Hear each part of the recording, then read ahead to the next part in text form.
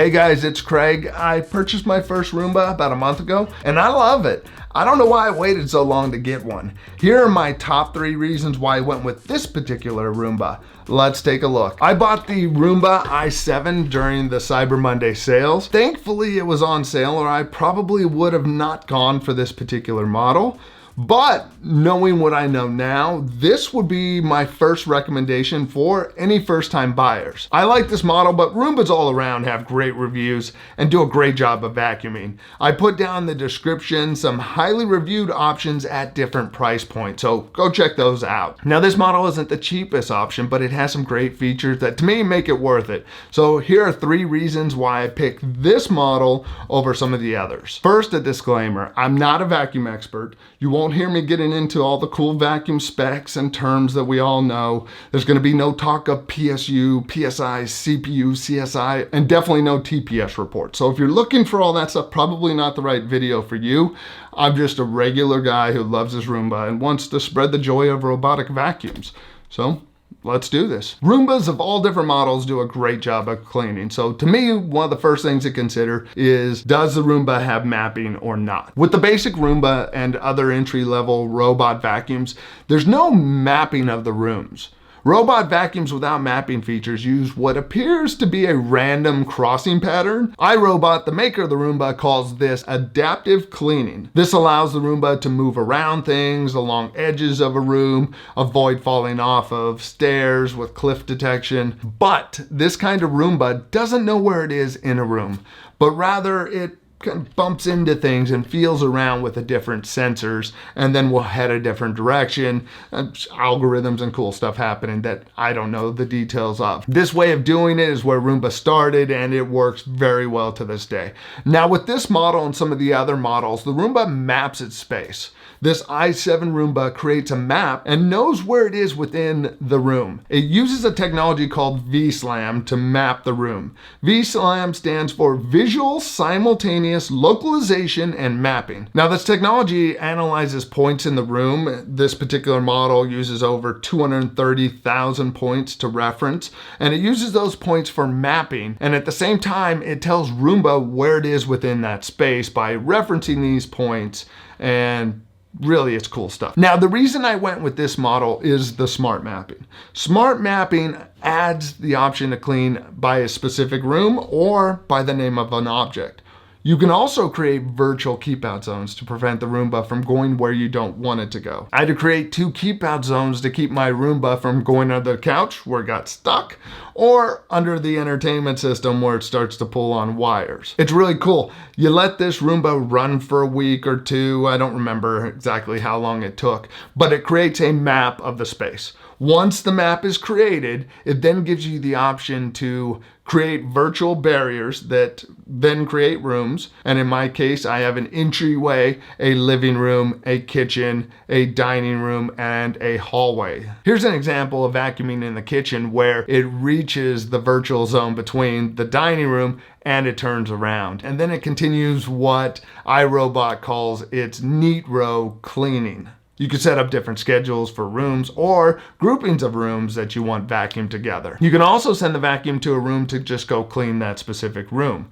In the map, you can label objects such as rugs or tables and be able to send the Roomba to that object, such as go clean the kitchen table. Also with this model, if the Roomba needs to recharge or empty its bin, it'll stop, go back to the base, empty its bin or charge, and then come back and resume where it left off. My house isn't that big, so it doesn't need to go back and recharge in the middle, but it will go back and empty itself, which is really cool. Typically, Roombas with their onboard storage only store about 1 to 3 days of debris in them, or trash, whatever it picks up. The reason I wanted to go with the Roomba is for our big dog that sheds nonstop. The Roomba would be nice for nightly fur cleanings. Now, if we had to empty the bin every time we used it or every other time, that adds friction that may prevent us from vacuuming each night. The self-emptying base has a bag inside that can hold up to 60 days worth of vacuuming. With that, anyone could walk by, you hit the clean button on top to turn it on, you hit clean again, it backs out and starts cleaning the whole house. When the bag is full, you get notified through the app that it's time to change it.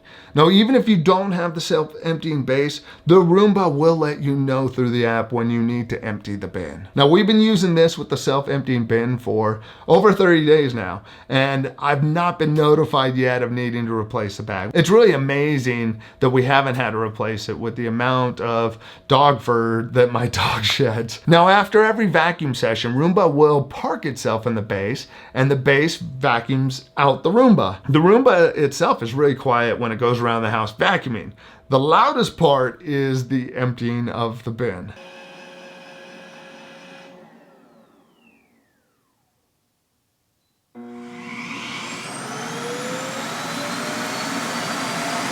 The self-emptying base can be purchased by itself and added to some Roombas after the fact. I've listed below the one I have with and without the base. The i3 is one that doesn't do smart mapping but does mapping. It also can work with the base. You do save money by buying it with the Roomba, but if you get the right model and you choose not to go the base, you can add it after the fact. Before I go into reason 3, the biggest reason I have had a smart home channel and no smart vacuum is my dogs. Like a lot of people out there, I was worried that my dog would destroy my Roomba. Then I stopped and thought about the dog running from the regular vacuum. My dogs move away from anything electronic that comes at them. So this weird motorized thing making noise and coming at them makes my dogs want to get away and move most of the time. My giant, gentle dog likes to look at it and let it run into him at times. But that's where Roomba's nice. It runs into something and then it turns around and continues on its way. On the other hand, my half pit bull dog who chews on everything wants nothing to do with this. I realized the dog excuse had kept me from enjoying this awesome machine. This thing's so easy to use. I'll walk around the house, push in some chairs, pick up some stuff, go over to it, hit the clean button, press it a second time, and it starts and is on its way. Don't think about it again until you get the alert it's finished its job. The third reason I picked this one is voice control. You can use Google Assistant or Alexa to call up the Roomba to start vacuuming. You would enable your vacuum in the Google Home app or the app. Once you're logged in and set up with your assistant, you can call the Roomba to a room or an object. Here's an example of me using it. Alexa, tell Roomba to vacuum the kitchen. Your robot is not responding at this time. Roomba just started moving, so it looks like it's responding fine, although my Echo just said it wasn't responding, so should be coming around the corner.